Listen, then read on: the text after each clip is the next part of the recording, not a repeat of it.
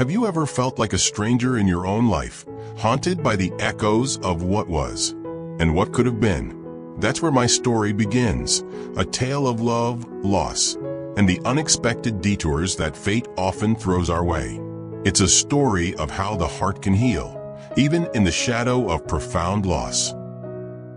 I was 23, and life seemed like a well-trodden path, predictable and safe. It was at the farmer's market that I first met Eleanor, the mother of the girl who I was convinced was my destiny. She had a warmth that could thaw the deepest winter, but the strength in her eyes hinted at a heart that had weathered many storms. It was just another Saturday until everything changed. And then there were her daughters, Violet and Hazel. Violet, a vibrant young woman, full of energy and playful teasing, her spirit like a ray of sunshine. She was a year younger than me, and her light-hearted banter, her infectious laughter, pulled me into her easy affection.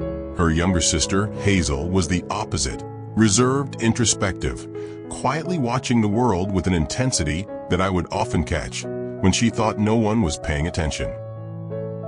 I fell for the allure of the familiar, the easy flirtations with Violet. I was so busy looking ahead that I missed the nuances of everything around me. It was a young love, an impetuous romance. It never occurred to me that my heart wasn't listening to its true desire. The wedding was everything we had hoped for, a beautiful display of love, joy, and the promise of forever. I felt like I was following the path I was meant to travel. I moved to the city to start my restaurant, and Violet was there to cheer me on. But as you know, life has a way of rewriting our stories when we least expect it. Years flew by, filled with hard work and the quiet rhythm of daily life. But love is more than just shared routines. It's about the quiet spaces, the unsaid truths. I began to feel a growing emptiness. Violet and I were not as connected as we had been before, and I began to feel that I was just going through the motions.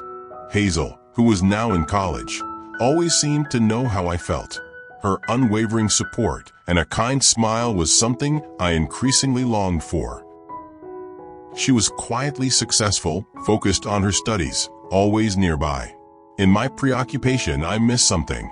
The longing in Hazel's eyes, the unspoken care she held for me. Her love was a silent serenade, a melody that I had forgotten how to hear. I urged her to find love, to move on, to be happy. Why do we turn away from what is always there? Eleanor, now my mother-in-law, bore the weight of the world on her shoulders. It was a burden I had been too blind to see. A mother's love is a treasure, often given with no expectation of return. I should have noticed. Then came the tragedy of fire, and everything I had come to know, everything I had taken for granted was gone. Violet was lost, leaving a void that echoed through my soul. Grief is a cruel companion, changing us, leaving us unrecognizable. It forces us to see the world with new eyes. In my darkest hours, there was Hazel. Always Hazel. Her tears matched mine, her pain a shared burden. A connection that transcended sisterhood, a profound depth of feeling that I could no longer deny. But it was an impossible thing, a forbidden emotion that took hold of me, heart and soul. I wanted to flee, to escape the weight of it all, to start over. But my heart was rooted here, in a sense of belonging that I hadn't noticed growing within me.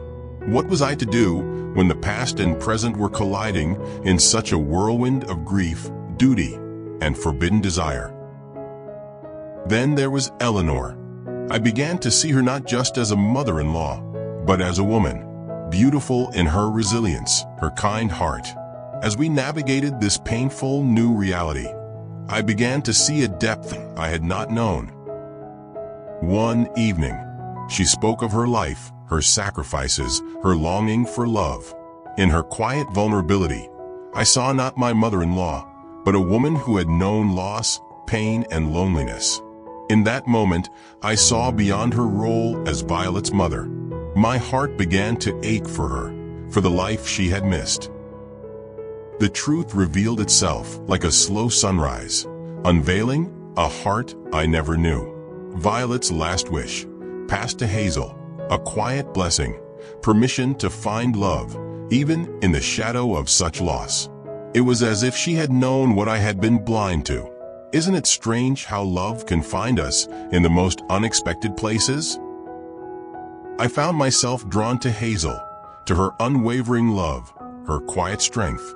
It was different from what I had shared with her sister, deeper and calmer, like a river carving its path through stone.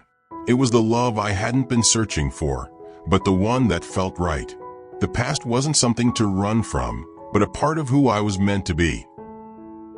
This isn't your typical love story, not a fairy tale, but rather a testament to the human spirit and its capacity for healing, for growth, and for finding love in the most unexpected ways.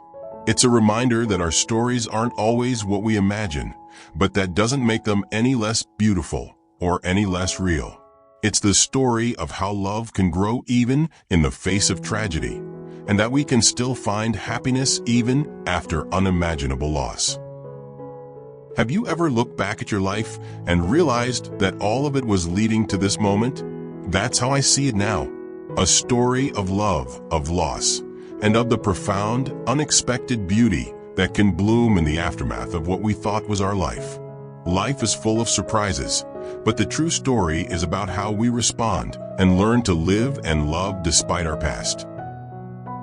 Has life ever surprised you with an unexpected turn? What did it teach you?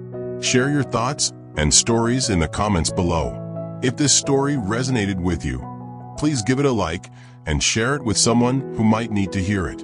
And don't forget to subscribe for more heartwarming stories.